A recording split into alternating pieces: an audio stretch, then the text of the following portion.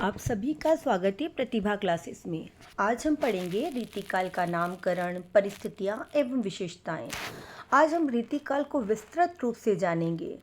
जितने भी छोटे बड़े प्रश्न रीतिकाल से अब तक की प्रतियोगी परीक्षाओं में पूछे गए हैं, उन सभी प्रश्नों का समावेश हमने इस मैटर में आज किया है तथा उन सभी प्रश्नों पर हम चर्चा करेंगे। आइए जान लेते हैं रीतिकाल का जो है समय सीमा कब से कब तक है।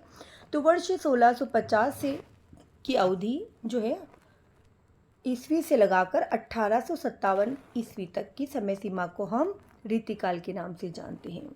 अब रीतिकाल का नाम रीतिकाल क्यों रखा गया, इस पे भी अलग अलग मत है। जॉर्ज ग्रियर्सन ने इस काल को कलाकाल कहा है, अति महत्वपूर्ण प्रश्न है। इसी प्रकार से मिश्र बंधु ने इसे अलंकृत काल कहा है, जबकि आचार्य रामचंद्र शुक्ल ने इसे रीतिकाल कहा है और पंडित विश्वनाथ प्रसाद मिश्र जी ने इसे श्रृंगार काल कहा है। इस पहले ही टॉपिक में हमने अति महत्वपूर्ण सभी प्रश्नों का समावेश यहाँ किया है जो बार बार प्रतियोगी परीक्षाओं में हिंदी साहित्य के तौर पर पूछे गए हैं। नेक्स्ट है रीति का अर्थ क्या है।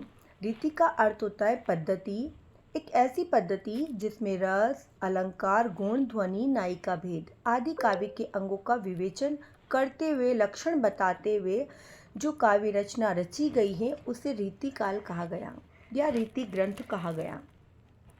रीति ग्रंथों और रीति काव्यों तथा अन्य प्रवृत्तियों की कवियों की रचनाओं में भी श्रृंगार रस की प्रधानता थी, इसीलिए कुछ कवियों ने इसे श्रृंगार काल कहा है। अलंकारों की प्रधानता के कारण कुछ कवियों ने इसे अलंकार काल भी कहकर संबोधित किया। रीतिकाल के प्रवर्तक के रूप में केशवदास जी का नाम आता है, लेकिन आचार्य रामचंद्र शुक्ल जी के तौर पर हम पूछे कि आचार्य शुक्ल ने रीतिकाल का प्रवर्तक किसे माना है, तो चिंतामणि त्रिपाठी जी को उन्होंने रीतिकाल का प्रवर्तक माना है, लेकिन आचार्य केशवदास सर्वमान्य रूप से रीतिकाल के प्रवर्तक कहे जाते हैं। यहाँ रीतिकाल के कुछ प्रमुख कवियों की चर्चा हमने की है और उनकी रचनाओं की। केशवदास की दोनों प्रमुख रचनाओं का उल्लेख मैंने यहाँ किया है जो कि कंपटीशन एग्जाम्स में पूछी जाती हैं, कवि प्रिया और रसिक प्रिया। चिंतामणि त्रिपाठी जी की प्रमुख रचनाएं कवि कुल कल्पतरु, देव की हैं भाव विलास, काव्य रसायन। बिहारी जी की एकमात्र रचना है जिसमें 713 दोहे हैं, बिहारी सतसई। मतीराम की रसराज, ललित ललाम। भूषण की शिवराज भूषण। घनानंद की सुजान, हित प्रबंध।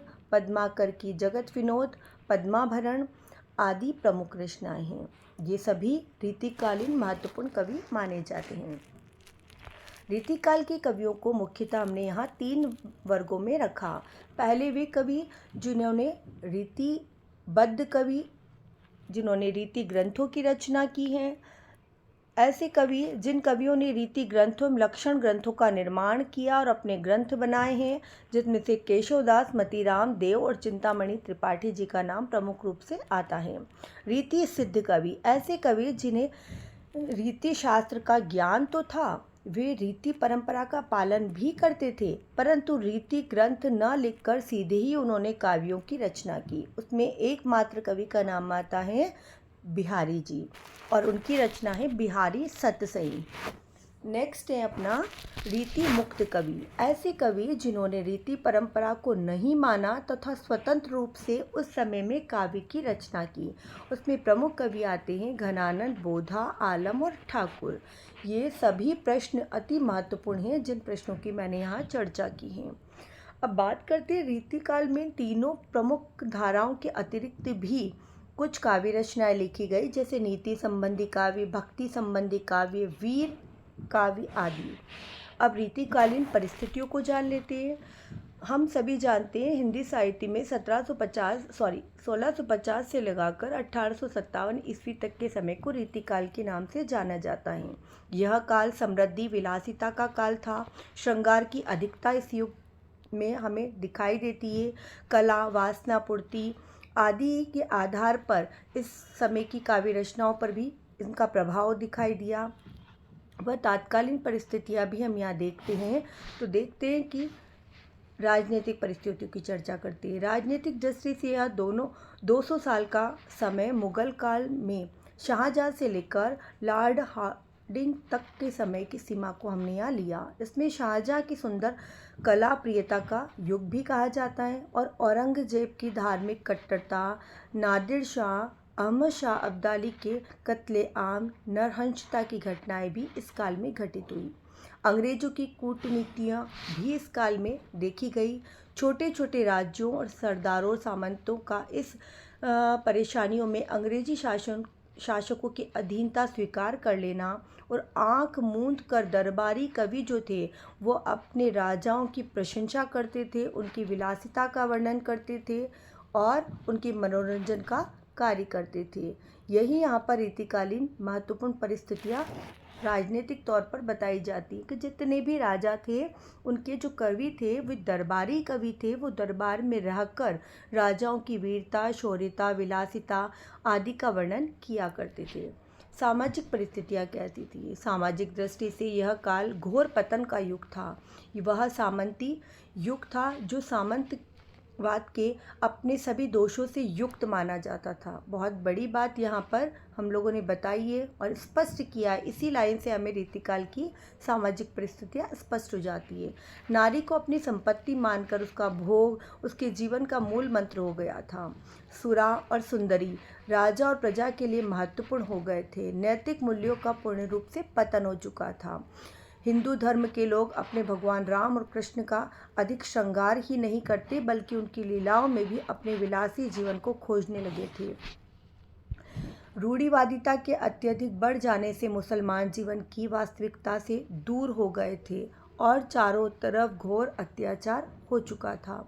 रीतिकाल की प्रमुख विशेषताएं कौन कौन सी हैं? किन कारणों से इस काल को रीतिकाल कहा, जो कि भक्ति काल से रीतिकाल में अंतर दिखाई देता है या भक्ति काल की समय सीमा और रीतिकाल की समय सीमा में भेद माना जाता है? तो पहला ही प्रमुख कारण है लक्षण ग्रंथों का निर्माण। इससे पहले लक्षण ग्रंथों की रचना नहीं होती थी। रीतिकाल की सर्वप्रमुख विशेषताएं लक्षण ग्रंथों का निर्माण होना। कवियों ने संस्कृत के लक्षण ग्रंथ लिखने वाले आचार्यों का अनुसरण करते हुए अपनी रचनाओं को लक्षण ग्रंथों, रीति ग्रंथों के रूप में प्रस्तुत किया। प्रायः उन्होंने संस्कृत ग्रंथों में दिए जाने वाले नियम तत्वों को ही हिंदी में पद्य के रूप में भी अनुवाद किया। सेकंड जो हमारा महत्वपूर्ण माना जाएगा वो है श्रृंगार का चित्रण। रीतिकाल की दूसरी बड़ी विशेषता है श्रृंगार रस की प्रधानता। राधा और कृष्ण के प्रेम सारे नारी के अंगों की शोभा, हाव भाव, विलास, चेष्टाएं आदि में श्रृंगार का सुंदर और सफल चित्रण यहाँ दिखाई देता है। वीर और भक्ति परक काव्य। रीतिकाल में अपनी पूर्ववर्ती काव्य धाराओं वीर और भक्ति के भी दर्शन थोड़े बहुत होते हैं। भूषण एकमात्र कवि थे जिन्होंने वीर रस से परिपूर्ण रचनाएं इस काल में लिखी हैं। नेक्स्ट है नीति। नीति काव्य इस युग की एक नई विशेषता थी। इसमें वृंद के नीति के दोहे प्रमुख रूप से माने जाते हैं। गिरधर की कुंडलियाँ, दीनदयाल गिरी की अन्योक्तियाँ आदि का उल्लेख होता है। प्राकृतिक चित्रण। रीतिकाल में प्रकृति उत्तेजित करने के लिए मानी जाती थी। स्वतंत्र और आधार रूप से प्रकृति का चित्रण बहुत कम रूप से दिखाई देता था। इनके काव्य में प्रकृति का बिंबग्राही रूप नहीं मिलता था। यह प्रकृति उद्दीपन के रूप में या अपने मनोभावों की चेष्टाओं को जागृत करने के हिसाब से यहाँ पर प्रकृति का चित्रण किया गया। नेक्स्ट है ब्रज भाषा। रीतिकाल की महत्वपूर्ण विशेषताओं में आता है संपूर्ण रीतिकाल में ब्रज भाषा का ही उल्लेख किया गया। हर कवि ने ब्रज भाषा को ही अपनी मूल भाषा माना। यह काल ब्रज भाषा का स्वर्ण युग कहा जाता है। भाषा की मधुरता के कारण मुसलमान कवियों का भी इसी भाषा की ओर ध्यान गया। अवधी, बुंदेली, फारसी के शब्दों को भी ब्रज भाषा में स्थान दिया गया। अलंकारिकता। रीतिकाल की एक अन्य प्रधान प्रवृत्ति है अलंकारिकता। इसका कारण दरबारी राजाओं की विलासिता का वातावरण जनसाधारण की रुचि थी। कवियों को अपनी कविता भीड़ किले रंगों में रंगी दिखाई पड़ती थी। बहुत सारे कवियों ने अलंकारों के लक्षण उदाहरण दिए, लेकिन बहुत ने केवल उदाहरण ही दिए। अलंकारों का इतना अधिक प्रयोग हो गया कि उन्हें पता ही नहीं रहा। एक एक रचना में उन्होंने कई 100 अलंकारों का भी यहाँ पर उल्लेख किया है। काव्य रूप। रीतिकाल में मुक्तक काव्य के रूप को भी प्रधानता मिली। राजाओं की काम क्रीड़ा और काम वासना को उत्तेजित करने और उनकी मानसिक थकान को दूर करने के लिए जिस कविता का आश्रय लिया गया वह मुक्तक ही मुख्य रूप से मानी जाती हैं। इन्होंने कवित्व और सवैया की भी प्रधानता मानी जाती हैं। बिहारी जी ने दोहा छंद में सीमित शब्दों में ही बहुत अधिक कुछ अपने अर्थों को स्पष्ट किया है। अब रीतिकाल के प्रमुख कवि उसमें से कुछ कवियों का उल्लेख और उनकी रचनाओं का, उनके जीवन परिचय को हमने यहाँ लिया है, जो कि हमारी प्रतियोगी परीक्षाओं की दृष्टि से उपयोगी मानी जाती हैं। रीतिकाल के प्रवर्तक कहे जाते हैं आचार्य केशवदास। इनकी जन्म तिथि के बारे में हमें स्पष्ट जानकारी नहीं है, लेकिन ये ओरछा के राजा इंद्रजीत सिंह के दरबारी कवि माने जाते हैं। महत्वपूर्ण ऑब्जेक्टिव प्रश्न है। केशवदास एक अलंकारवादी आचार्य हैं, ये भी ऑब्जेक्टिव बनता है। संस्कृत के आचार्य होने के कारण इन्होंने अपने कठिन काव्य में कठिन से कठिन शब्दों का प्रयोग किया, जिसके कारण आचार्य रामचंद्र शुक्ल ने इन्हें कठिन काव्य का प्रेत भी कहा है। इनकी प्रमुख रचनाएं हैं कवि प्रिया 1551 में, रसिक प्रिया 1591 में हुई, कवि प्रिया, रामचंद्रिका, विज्ञान गीता, जहांगीर जस चंद्रिका, नक्शीक, छंदमाला, विज्ञान गीता आदि। रत्नावली का रचना काल अज्ञात है, पर यहाँ अब इसकी सर्वप्रथम रचना मानी जाती है। केशव दरबारी कवि थे। अन्य दरबारी कवियों की भांति इन्होंने अपने आश्रयदाताओं का यशगान किया। वीर सिंह, देवचरित्र और जहांगीर जस चंद्रिका इनकी ऐसी ही रचनाएं जान पड़ती हैं। नेक्स्ट हमने जो कवि लिए हैं वो हैं बिहारी।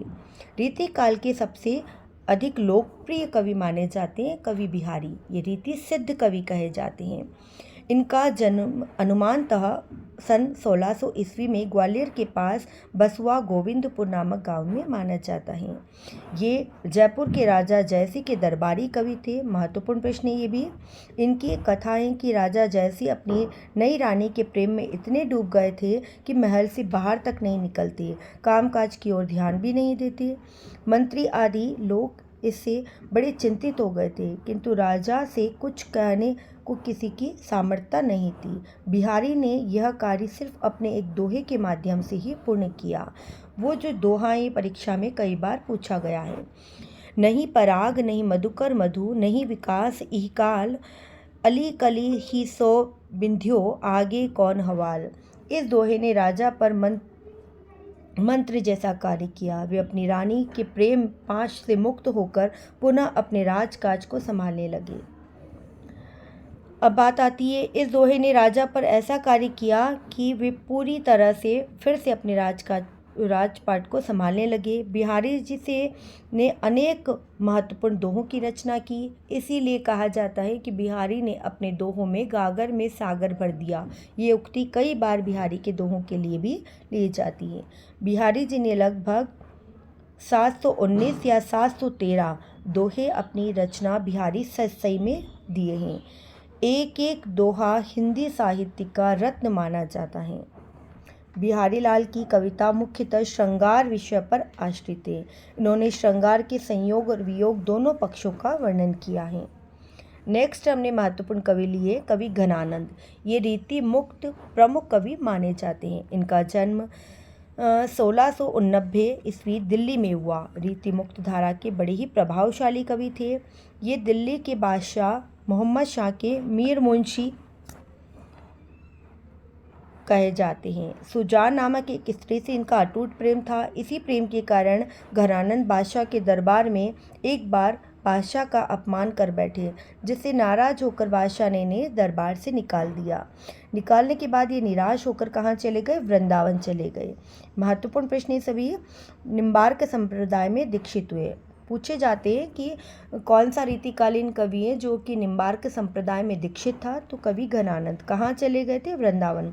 वृंदावन में जाकर ये भक्ति की ओर प्रवृत्त हो गए परंतु ये सुजान को भूल नहीं पाए और उनकी रचनाओं के नामकरण भी सुजान से उन्होंने किया है तथा उनकी रचनाओं में सुजान नाम का उल्लेख भी हमें दिखाई देता है। घनानंद द्वारा लगभग 41 रचनाएं लिखी गई, लेकिन यहाँ हमारे पास कुछ ही महत्वपूर्ण है। सुजान हित, प्रेम सरोवर, गोकुल विनोद, प्रिय प्रसाद, प्रेम पत्रिका, घनानंद ग्रंथावली आदि महत्वपूर्ण रचनाओं का उल्लेख हमने यहाँ किया है। घरान जो है इनकी भाषा ब्रज, अरबी, फारसी, राजस्थानी, खड़ी बोली आदि भाषाओं के शब्द इनकी भाषा में हमें दिखाई देते हैं। तो निश्चित रूप से आपको ये वीडियो पसंद आया होगा। पसंद आया है तो वीडियो को लाइक, शेयर, सब्सक्राइब जरूर करना। ये जो वीडियो हमने बनाया है UGC net, set, assistant professor आदि परीक्षाओं में इसमें से कई बार हमें ऑब्जेक्टिव प्रश्न देखने को मिले हैं। तो आप इस वीडियो का लाभ उठाइए। आप सभी का धन्यवाद।